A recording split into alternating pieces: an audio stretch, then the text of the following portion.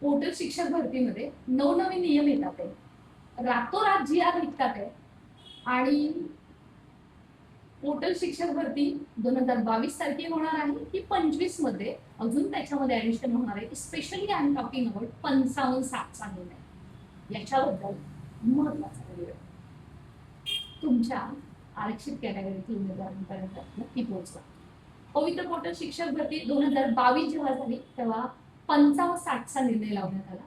त्याच्या अंतर्गत उमेदवारांचा पहिला टप्पा झाला, दुसरा टप्पा झाला, सुप्रीम कोर्टापर्यंत केस गेली आणि सुप्रीम कोर्टाने निर्णय दिला की याद्या रिवाईज करा आणि त्याच्या पद्धतीने कार्यवाही करायची. 2022ची शिक्षक भरती ती तर संपली. 2025ची शिक्षक भरती सुरू झाली. आता 25च्या शिक्षक भरतीमध्ये 55-60चा नियम लागणार का की कॅटेगरीतल्या उमेदवारांना ओपनच्या मेरिट क्रॅक करण्याची संधी मिळणार. कारण हे जर क्लिअर झालं नाही ना मित्रांनो तर तुम्ही प्राधान्यक्रम देणारच कसे, हाही महत्वाचा मुद्दा आहे. जोपर्यंत याच्यावरती शालेय शिक्षण विभाग कोणताही स्टँड घेत नाही तोपर्यंत पुढचं प्रचंड डिफिकल्ट आहे.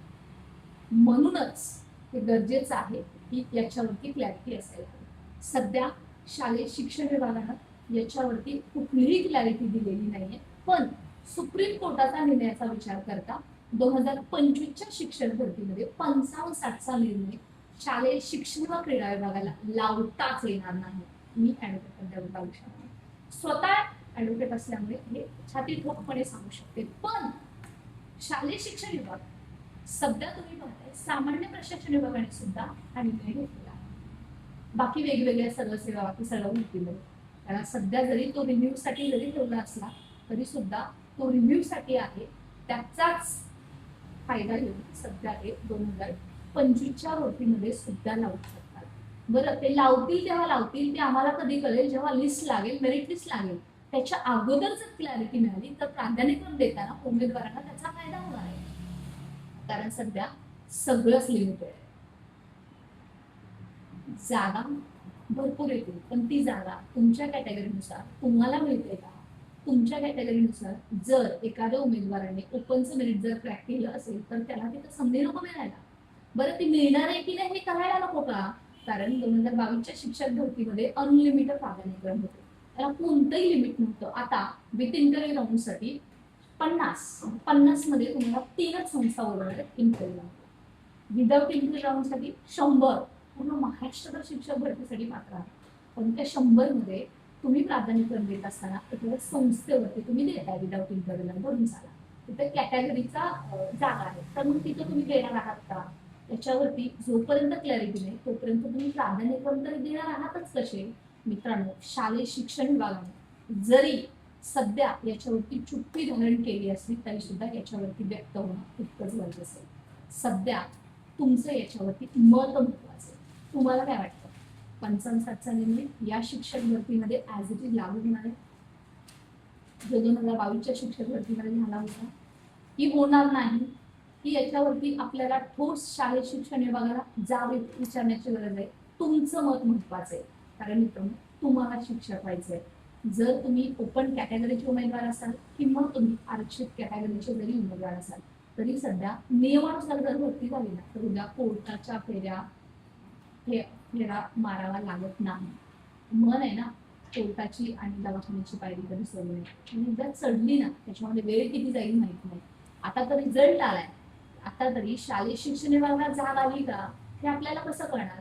माझ्या माहितीनुसार शालेय शिक्षण आयुक्तांनी स्वतः मला सांगितलेलं आहे की पोर्टल भरतीचे नियम भरपूर बदललेले असणार आहेत. त्याच्यामध्ये या नियम त्याला अंडरलाईन केलेली नाहीये, की हायलाइटेड नाहीये, की हिडन आहे तेही कळत नाहीये. याच्यावरती त्यांनी कोणतंही उत्तर दिलेलं नाहीये.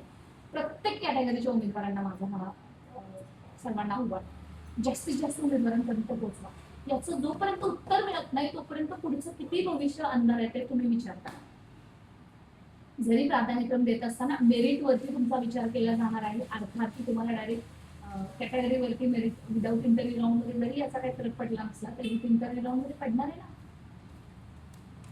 तुमचा जर अभ्यास असेल ना तर तुम्हाला नक्कीच कळेल मला काय म्हणायचंय. शेवटी शिक्षक व्हायचंय ना तर तुम्हाला याच्यावरती बोललंच पाहिजे. 55-60चा निर्णय शिक्षक भरतीमध्ये ऍज इट इज जर लागू झाला तर काय होणार आहे?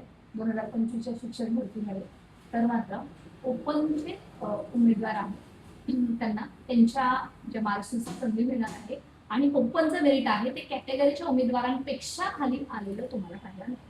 आणि कॅटेगरीचे उमेदवार मार्क्स असेल त्यांच्याच कॅटेगरीपर्यंत त्यांना लिमिट राहायला लागेल. याच्यामुळे लॉस आहे एमपी कॅटेगरीचा. एबीसीडी असतील कारण तिथं ऑलरेडी अतिरिक्त आहे, त्यांच्यामुळे पूर्णच त्यांना ब्लॉकच झाले, पुढे जायची संधीच नाहीये. म्हणूनच मित्रांनो गरज आहे शासनाला जाब विचारायची. नंतर कोर्टात गेलो, आताही 55 उमेदवार गेले, आजही ते त्यांच्यावरती काही सरकारने डिसिजन घेतलेला नाही. ते म्हणतात वित्त विभागाकडे पाठवले, सॉरी कधी सांगतात त्यांच्या निधी विभागाकडे पाठवलेला आहे प्रस्ताव, आम्ही याच्यावर निर्णय घेऊ पण घेणार तरी. म्हणजे तोपर्यंत लागलेले लागून जातात, त्यांना कोण काढत नाहीये हे लक्षात घ्या. त्याच्यासाठी गरज आहे पुन्हा एकदा शासनाला जाब विचारायची.